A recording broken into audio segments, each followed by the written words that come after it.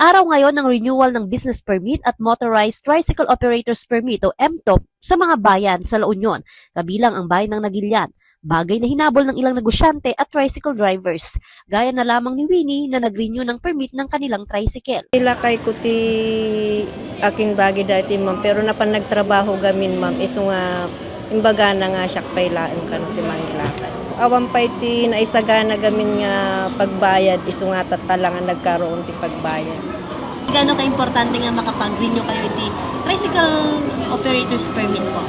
Kun ma'am, adati pagpasada na ma'am, no gamin ko no dadto makatawan ti trabaho na adati pagkakitaan na. Mataas ang turnout ng mga nakapagpa-renew na ng MTOP. Bagamat hindi pa nakamit ang 100% bilang ng 1,400 tricycle noong nakarang taon. Hindi rin nakamit ang 100% na bilang ng nagpa-renew ng business permit na 2,300 noong nakarang taon. May problem sila regarding yung owner hindi available or may problema sila regarding payment of business permit fees. And others, may problem siguro sa kanilang operation.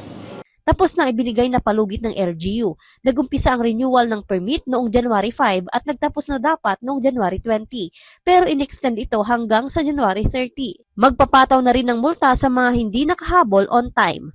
Starting on Monday, may penalty na yung kanilang babayaran dito sa LGU. So, yung computation ng penalty is 25% na interest plus surcharge na 2%. 4% na by February. So, all in all, nasa 29% na yung add-on sa kanilang payment. Monthly ba yan? Yearly? Kasi every month merong na-add na 2%. So, kung hindi nila mahabol ng February, by March, magiging 31%.